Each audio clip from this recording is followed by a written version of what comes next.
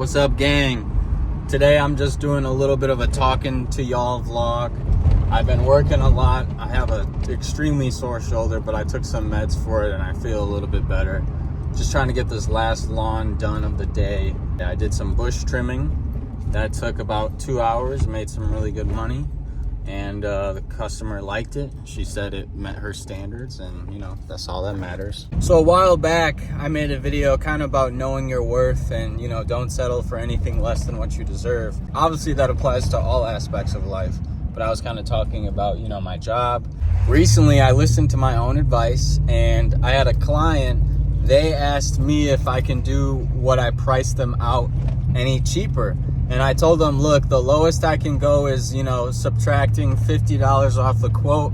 But that means that you have to leave a review on my Facebook page. You have to post my Facebook page to a local neighborhood group and let me put up a sign for 2 weeks. And she thought about it and she was like, you know what? Let's just go with the normal quote. I don't want to be obligated to do anything, and just go from there. So I was like, bet. Back to my original price. Same thing happened with another client. The total was like, let's just say, for example, the job was $600 to do these certain services. The person responded and they said, hey, I found someone who can do the same services, but for like $400 cheaper. Can you match that? Obviously, in a respectful way, I basically said, you're not going to get my quality of work and the amount of services for that price. I'm not knocking down my prices or anything like that.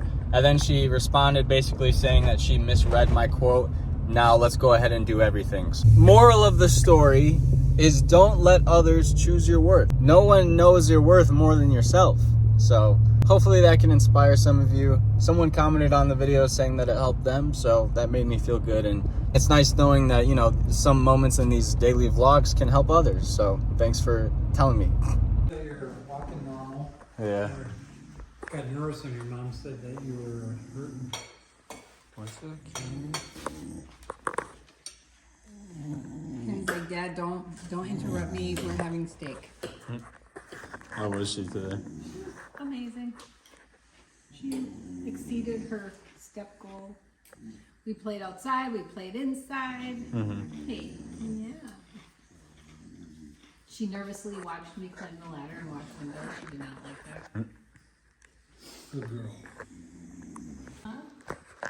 Dear, if you're having furnace problems, let me tell you you're having furnace problems. Yeah. All right, guys. So here's a childhood story. So you were, what would you say? I don't know, 9? Okay. I don't know. Like, Yeah, it was snowing. he had a nice snowbank. He had the plow guy gave him a nice snowbank to build a fort. And the furnace went up. Like January, middle of winter, freezing. So I called Cider Heating. Guy came out, went downstairs in the basement where the furnace was, and took it all apart, had the door off, everything. He's not figuring out what could be wrong, because it's a brand new house. So he's working down there. He goes outside to where what do you call that? The air exchange pipe, which is very close to your snow pile. Yeah. And he came back inside with a latex glove that you had put on it. So when it was blowing out, it was blowing the glove up. And he came in and he said, your furnace is just fine. Where'd you get a latex glove? I'm trying to remember. Probably in the garage. I have them for cleaning and painting. So. And he didn't charge me a cent. Which I thought was very nice. You know how busy they are in January. I bet that's the first thing he checks now whenever people And tell I said, him. are you sure? I mean, even, they usually do a $75 call, a house call or something. They didn't charge me anything. And they were when I bought the house on 46th Street, it was the oldest furnace, had a furnace upstairs, my little upstairs and downstairs. You could see a big flame. It worked, but it was old. Bringing him home, he was going to be a newborn in there. I'm like, I can't risk it. So I just I need a new furnace. So I had like 3 different companies come out.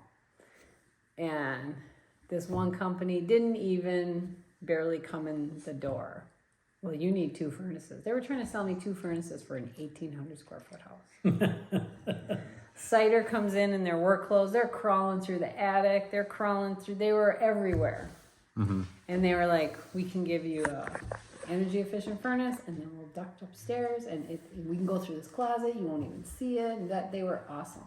Hired them right away. Wow. They were great. Nice. They came to the house sanctuary. Didn't charge me anything. They are the nicest company. Do you know the name of the guy who didn't charge you anything? No. Because that'd be cool if he came to my house in the future. Yeah. And he's like, hey, let me go check the outlet. I'm like, Let me tell you the story of this kid. Yeah. You're the Kirby kid, the You're famous. rubber glove Kirby kid. In the workshop. But I mean, I can't say anything. I can't say anything bad about them. And we don't have those experiences all the time. When you have a good one, you don't forget. So if you do need furnace assistance, I definitely will call them. Okay. Thank you for the content for today's video. Oh, I think I have some for you.